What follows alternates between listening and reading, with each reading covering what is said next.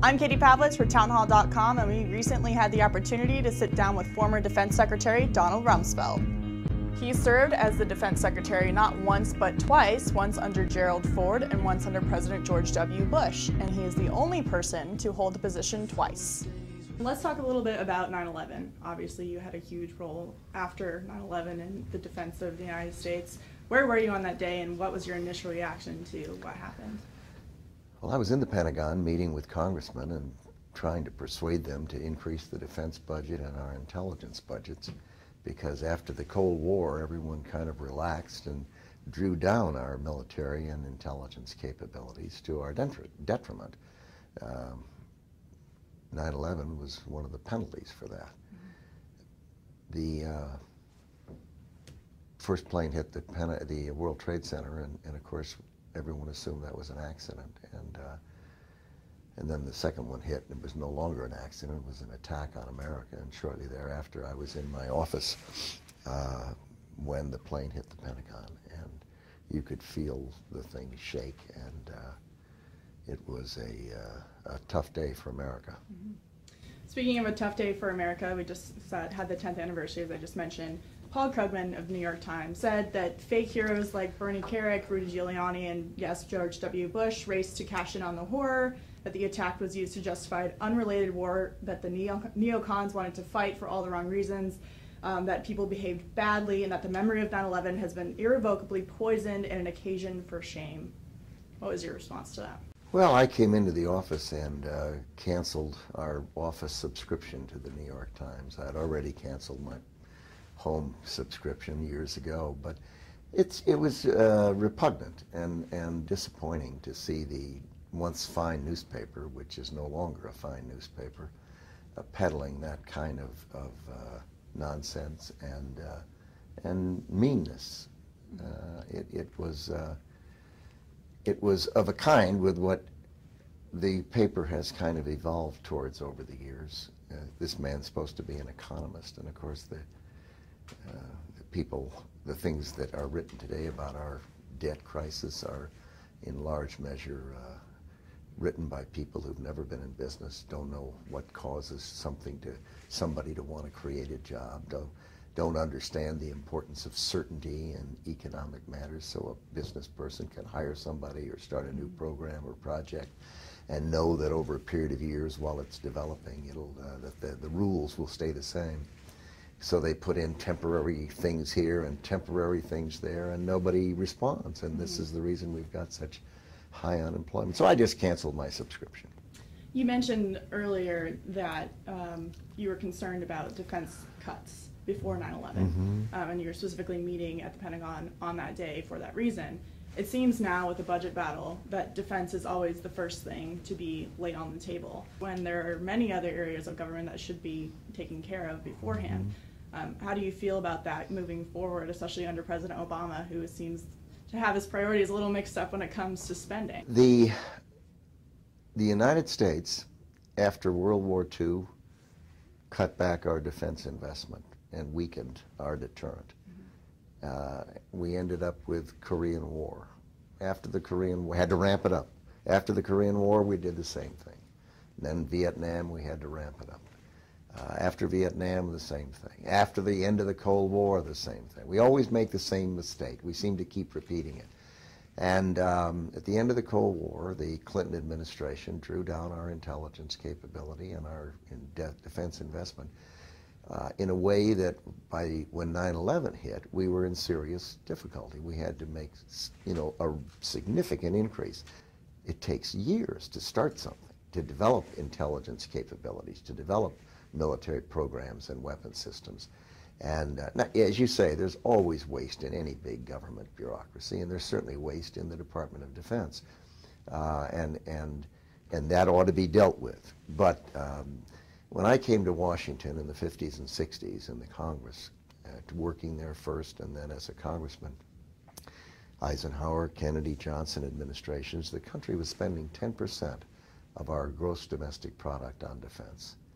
10%. Today it's 4%, plus or minus a little.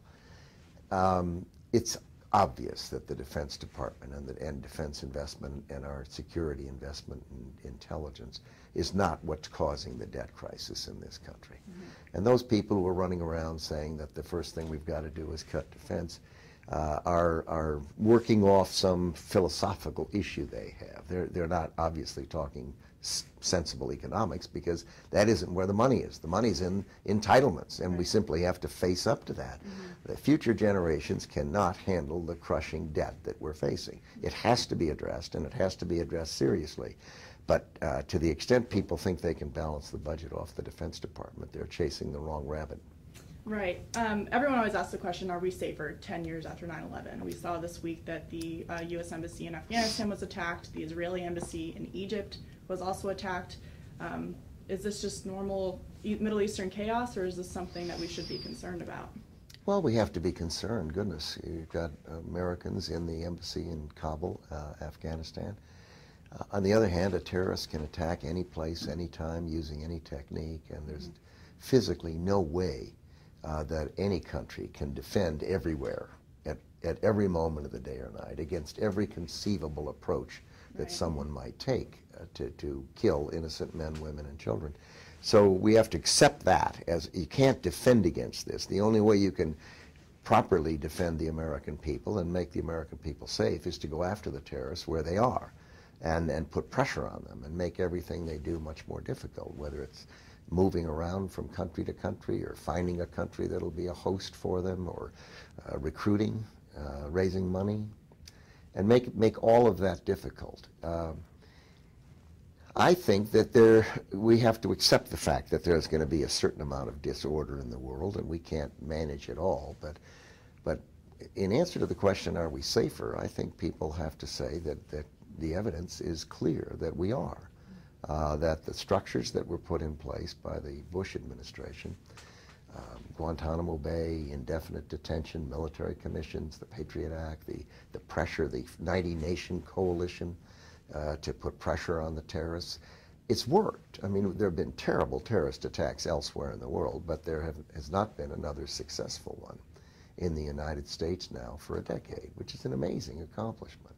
What was your initial reaction to the Arab Spring? At the beginning we saw, this was revolutions, people wanted democracy, but now we're seeing in Egypt that maybe it wasn't necessarily the most positive outcome that we could have hoped for.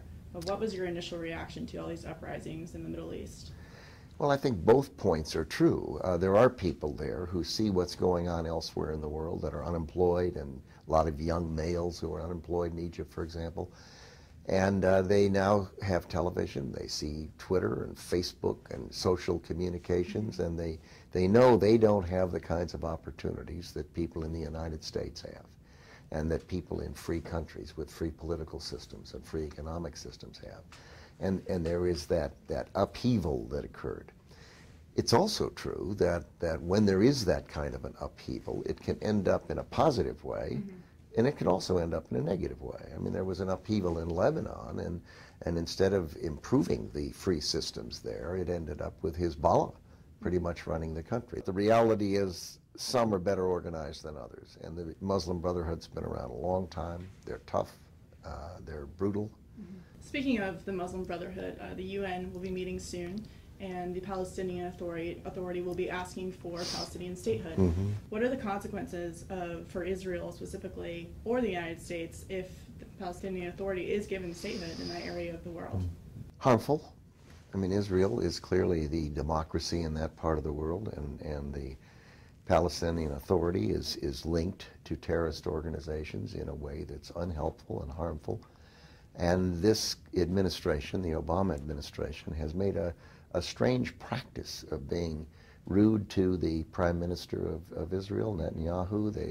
They've been unhelpful and uncooperative, and clearly the signal's gone out that this administration is negative with respect to Israel, and I think it would be a shame if we did anything other than work diligently with Israel and other countries in trying to prevent the UN from making that kind of a mistake. You've had a lot of jobs in Washington, D.C. You've been here a long time. Do you have a favorite period of time when you've been here, or a favorite job that you've done? Oh, I'm 79 years old. I've lived a third of our country's history, a long time. And I've been so fortunate to do things in government, do things in the private sector. I've run 2 companies, and I really have enjoyed almost everything I've ever done. Mm-hmm. I enjoyed being a member of Congress. Although today I don't think I would. They seem to be struggling up there. Mm-hmm. I enjoyed being U.S. ambassador to NATO, and I found my post with President Reagan as Middle East envoy challenging and interesting. I guess the toughest job was being White House Chief of Staff during the Ford presidency, since he'd never been elected, and the economy was terrible, and the Watergate events had been harmful, and it was a difficult time for the country. But no, I feel very privileged to have been able to serve our country.